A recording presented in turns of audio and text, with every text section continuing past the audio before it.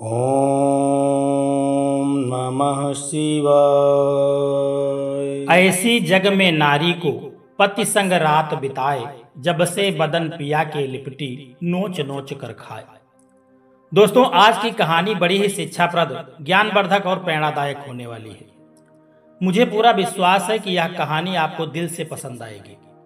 यदि आपने इस कहानी को पूरा सुना तो इसमें से आपको कई ऐसी बातें सीखने को मिलेंगी जो आपके जीवन में कहीं न कहीं काम आ सकती हैं। चाहे वह व्यक्तिगत चुनौतियों का सामना हो, परिवार में एकता बनाए रखना हो या बुद्धि और साहस से मुश्किलों को सुलझाना हो।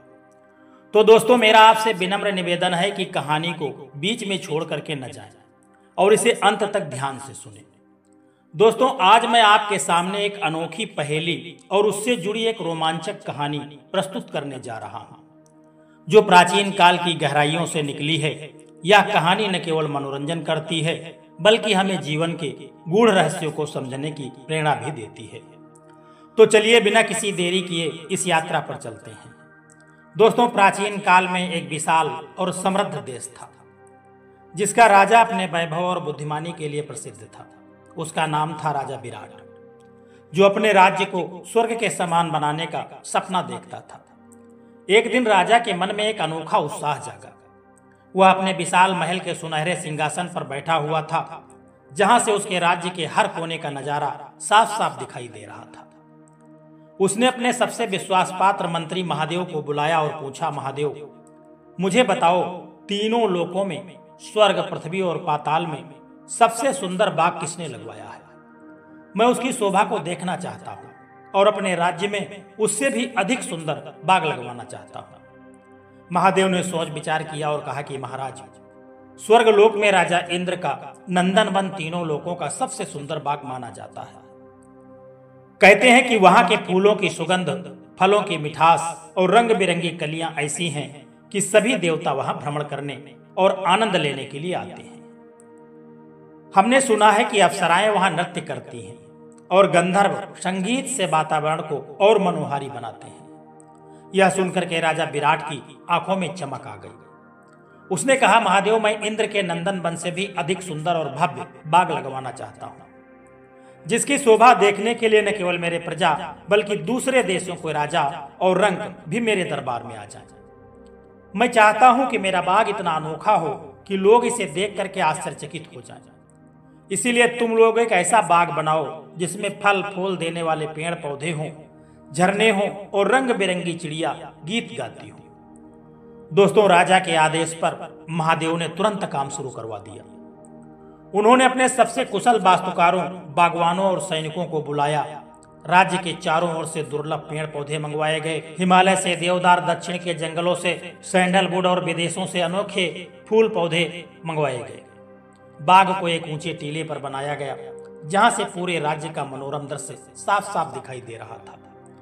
चारों ओर ऊंचे ऊंचे कटीले तार और दीवारें बनाई गई, ताकि कोई जानवर या चोर उस बाग में प्रवेश न कर सके। शाम के समय जब सूरज की सुनहरी किरण पेड़ों पर पड़ रही थी, बागवानों ने पेड़ पौधे लगाए। राजा स्वयं वहां जाकर के पहुंचा और नए बाग की सुंदरता को बड़े ध्यान से निहारने लगा। उसने कल्पना की कि सुबह यह बाग फूलों और हरितिमा से भर जाएगा। लेकिन अगली सुबह जब राजा और महादेव बाग में पहुंचे तो उनकी आंखों पर विश्वास नहीं हुआ। पूरा बाग खाली पड़ा था। वहां एक भी पेड़ पौधा नहीं था। पेड़ पौधा तो छोड़ दीजिए, वहां किसी पेड़ का एक पत्ता भी नहीं बचा था। केवल धरती पर कुछ उखड़ी हुई जड़ें और मिट्टी के ढेर बचे थे। यह देख करके राजा का माथा ठनक गया। उसने गुस्से में कहा कि यह क्या मायाजाल है, इतनी सुरक्षा के बावजूद भी बाग कैसे उजड़ गया। महादेव ने सुझाव दिया कि महाराज, शायद कोई चोर या जादूगर रात में आया होगा। हमें गुप्तचरों को लगाना चाहिए कि यह कैसे हुआ। उनकी बात को सुनकर के राजा ने तुरंत अपने सर्वश्रेष्ठ गुप्तचरों को बुलाया और कहा, रात भर बाग की निगरानी करो और देखो कि यह रहस्य क्या है। रहस्य की तह तक जाने की कोशिश करते रहो और जब पता लग जाए तो मुझे जरूर बताना कि यह कैसे हो रहा है। गुप्तचरों ने पूरी रात बाग के चारों ओर पहरा दिया। उन्होंने हर कोने में छिप करके नजर रखी, लेकिन सुबह तक फिर वही हाल था। पेड़ पौधे सब गायब थे। कोई निशान, कोई सुराग नहीं मिला। यह देख करके राजा का क्रोध और बढ़ गया। उसने सोचा क्या कोई अलौकिक शक्ति इस बाग को रात्रि में आकर के नष्ट कर देती है, लेकिन कैसे, जब चारों तरफ से इतनी बड़ी मजबूत सुरक्षा है। उसने महादेव से कहा कि एक बार फिर से बाग लगाओ और इस बार और सावधानी रखो। दूसरी बार भी वही हुआ, लेकिन किसी तरह से बाग बची नहीं। तीसरी बार भी वही हुआ। हर बार जब भी पेड़ पौधे लगाए जाते, सुबह होते ही सारे पेड़ पौधे गायब हो जाते और हर बार सुबह तक सब कुछ समाप्त हो जाता। राजा के मन में शंका पैदा होने लगा कि कहीं यह इंद्र की शक्ति का खेल तो नहीं है, जो अपने नंदन वन की प्रतिष्ठा को खतरे में नहीं देखना चाहते। लेकिन सबूत के अभाव में वह कुछ नहीं कह सका। धीरे धीरे राजा और उसके सहायक उदास होने लगे। राज्य में चर्चाएं होने लगी कि शायद राजा का यह सपना अधूरा ही रह जाएगा। दोस्तों, उस राजा के 4 बेटे थे। एक का नाम था रजत, दूसरे का नाम था नील और तीसरे का नाम था हेम, और जो सबसे छोटा बेटा था उसका नाम था राजकुमार चंद्र। उसने अपने पिता की उदासी को देखा। बड़े भाई रजत, नील और हेम ने आपस में बात की। रजत, जो सबसे बड़ा था, उसने कहा, हमारे पिता बाग न लगा पाने की वजह से दुखी हैं, हमें उनके सपने को पूरा करना चाहिए। नील ने सुझाव दिया, हम बाग में पेड़ पौधे लगाएंगे और सिपाहियों को सख्ती से निगरानी के लिए लगाएंगे। हेम ने कहा, हाँ, और हम स्वयं रात में पहरा देंगे ताकि कोई नुकसान न पहुंचा सके। तीनों भाइयों ने बारी बारी से बाग में पेड़ पौधे लगवाए। उन्होंने सैकड़ों सिपाहियों और नौकरों को तैनात किया, जिन्हें हर समय जागते रहने का आदेश दिया गया।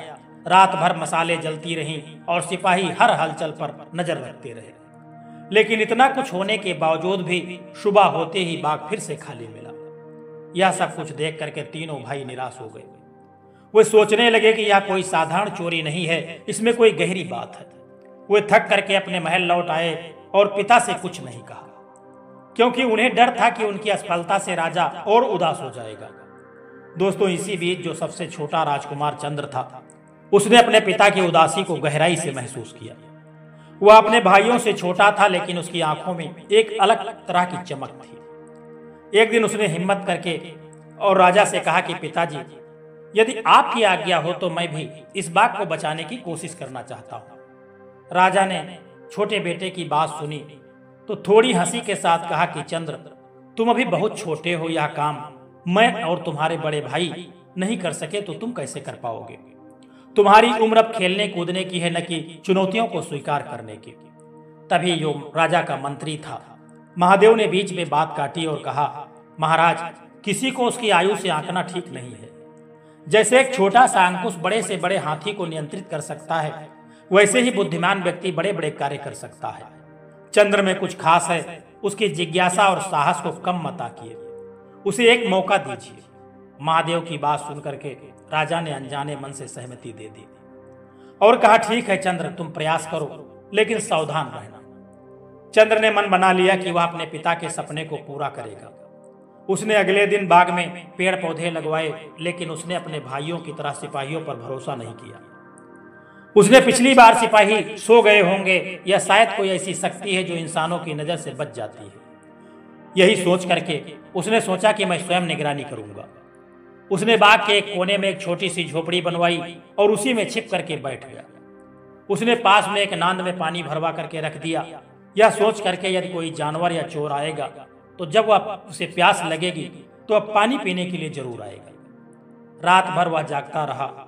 जब भी उसे नींद आने लगती तो वह उसी नांद में जाता और मुंह धो करके फिर से सतर्क हो जाता।